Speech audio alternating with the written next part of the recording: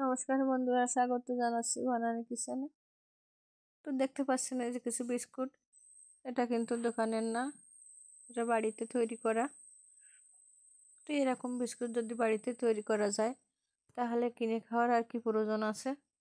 তো আমি এই বিস্কুটটা কিভাবে তৈরি করেছি আপনারা আমার পুরো ভিডিওটা দেখতে থাকুন, তাহলে বুঝতে পারবেন আর বাড়িতে তৈরি করে খেতে পারবেন, দোকান থেকে আর কিনে খাওয়া লাগবে না। তো আমি এখন একটা পাত্র নিয়ে নিলাম, এরকম একটা পাত্র। তো এই পাত্রের উপর আমি এখন তেল দিয়ে দেবো 1 কাপের মতো।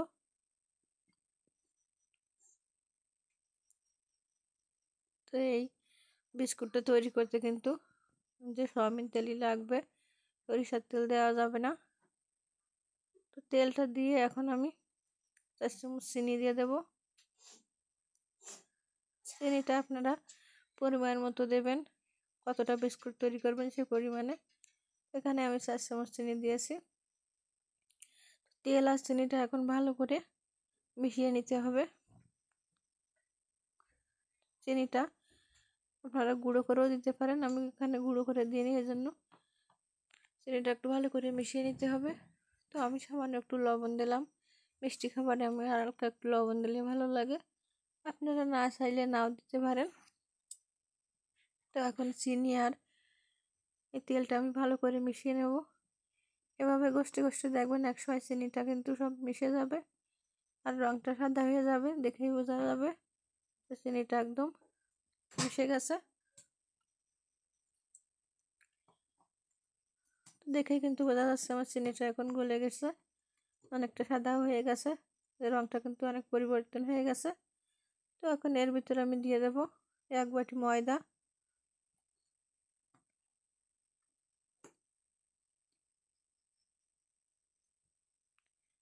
তো ময়দাটা আমি দিয়ে এখন এর ভিতরে দিয়ে দেবো আমি 2 চামচ গুঁড়ো দুধ। এই গুঁড়ো দুধটা কিন্তু দেওয়ার চেষ্টা করবেন, গুঁড়ো দুধটা দিলে বিস্কুটের টেস্টটা অনেক বেশি হয়, ভালো লাগে খেতে, সেজন্য গুঁড়ো দুধটা দেওয়ার চেষ্টা করবেন আপনারা। এখন আমি খুব সামান্য একটু বেকিং পাউডার দেব, বেশি কিন্তু দেওয়া যাবে না, খুব সামান্য। এখানে আমি খুব অল্প একটু বেকিং পাউডার দিলাম। তো এখন আমার সব উপকরণ কিন্তু দেওয়া হয়ে গেছে, আমি এখন এটা হাত দিয়ে মেখে নেব। হাত দিয়ে মাখলে কিন্তু বেশি ভালো হয়। এই বিস্কুটটা কিন্তু বেশ কিছুক্ষণ ধরে মাখতে হবে, তাহলে বিস্কুটটা কিন্তু ভালো হবে, সফট হবে। যত ভালো করে মাখবেন তত বিস্কুটটাও ভালো হবে। তো দেখেন এখন আমার হাতে কিন্তু একটু লেগে লেগে যাচ্ছে, একটু মেখে নিলে আর কিন্তু লাগবে না। তো এই মতো অবস্থায় এখন আমি একটু যে অরেঞ্জ এসেন্স দেবো, দিলে বিস্কুটটা কিন্তু আলাদা একটা সেন্ট হবে, লেবু লেবু, খেতেও ভালো লাগবে। সেরকম খুব সামান্য একটু দিয়ে দিলাম, দিয়ে এখন আমি ভালো করে মেখে নেব কিছুক্ষণ ধরে।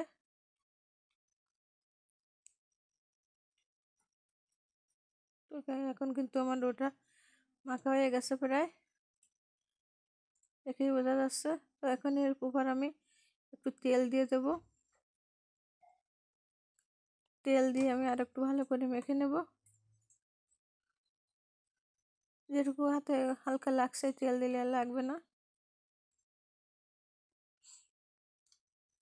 তেল দিয়ে আমি আর একটু মেখে নিলাম। এই যে আমার একটা ডো তৈরি করা হয়ে গেছে। এখন আমি এই ডোটা থেকে ছোটো ছোটো লেচি কেটে নেব, এরকম ছোটো ছোটো লেচি, যাতে বিস্কুটগুলো একই সাইজের তৈরি হয় সেজন্য। আমার লেচি কিন্তু অনেকগুলো কাটা হয়ে গেছে, কিছুটা বাকি আছে, এটা আমি পরে কেটে নেব। তো এখন এই বিস্কুটগুলো তৈরি করার জন্য আমি একটা থালা নিয়ে নিলাম। তো বিস্কুটগুলো থালায় দেবো, কিন্তু থালায় যাতে না লাগে সেজন্য একটু তেল আমি লাগিয়ে নেব, যাতে বিস্কুটগুলো খুব সহজে উঠে যায় সেজন্য। এখন আমি একটা লেচি নিয়ে আপনাদের দেখাচ্ছি কিভাবে বিস্কুটটা তৈরি করছি। দেখেন আমি হাতের 2 হাত দিয়ে ঘষে চাপ দিয়ে এই যে উপরটা একটু সমান করে চারিপাশটা কিন্তু সমান করে দিলাম। আর এই লেচিটা যদি শক্ত হয়ে যায় চারিপাশটা কিন্তু ফেড়ে যায়। তো আমার কিন্তু একটু ফাড়িনি। তো আমার বিস্কুটটা কিন্তু পারফেক্টলি তৈরি হয়েছে। আপনারা চাইলে বেলে নিতে পারেন, বেলে যে কোনো ছোটো ছোটো কেটে যে কোনো ডিজাইন করে নিতে পারেন। আমি কোনো ডিজাইন করব না, আমি আঙুল দিয়ে একটু চেপে এর উপর বাদাম দিয়ে দেবো আর কিশমিশ। আমি আজকে বাদাম আর কিশমিশ নিয়েছি বিস্কুটের উপর দেওয়ার জন্য। তো আমার একটা বিস্কুট কিন্তু তৈরি করা হয়ে গেছে। এখন আপনাদের বোঝার সুবিধার্থে আমি আরেকটা বিস্কুট তৈরি করছি। দেখে নিন কীভাবে তৈরি করছি। আমি কিন্তু খুব একটা মোটাও করছি না বা খুব একটা পাতলাও তৈরি করছি না, দেখেই বোঝা যাচ্ছে আমি কী ধরনের তৈরি করছি।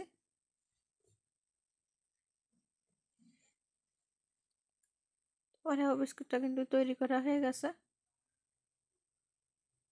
তো আমি এখন এইভাবে সব বিস্কুটগুলো তৈরি করে নেব।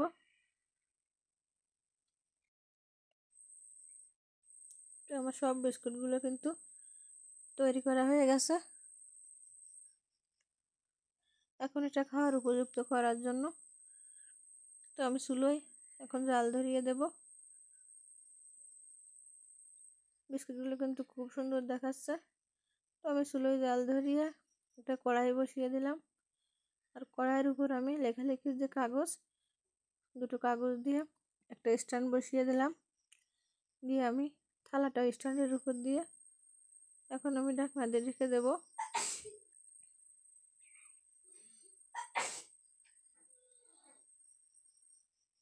আমি ঢাকনা দিয়ে রেখে দিলাম।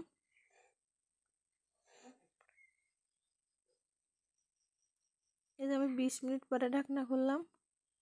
ঢাকনা খুলে এই যে আমার বিস্কুটটা কিন্তু খুব ভালোভাবে তৈরি হয়ে গেছে। এটা আমি 5 মিনিট একটু বেশি জাল দিয়েছিলাম আর 5 মিনিট হালকা আছে, তারপরে কোনো জালই দিইনি, শুধু চুলার উপর রেখে দিয়েছিলাম আর 10 মিনিট।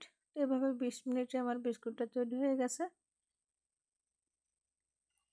তো আমার এই বিস্কুটের রেসিপি যদি আপনাদের ভালো লেগে থাকে তাহলে আমাকে লাইক কমেন্ট শেয়ার করবেন আর আমার চ্যানেলটিকে সাবস্ক্রাইব করে আমার পাশে থাকবেন। আর এরকম নতুন নতুন ভিডিও পেতে পাশে থাকা বেল আইকনটি বাজিয়ে দেবেন। আমি বিস্কুটটা আপনাদের একটু ভেঙেও দেখাচ্ছি, দেখেন কি সুন্দর ভেঙে যাচ্ছে, একটু মুসমুসেও হয়েছে। তো এর দেখা হবে পরবর্তী এরকম নতুন কোনো ভিডিওতে। ধন্যবাদ সবাইকে, ভালো থাকবেন।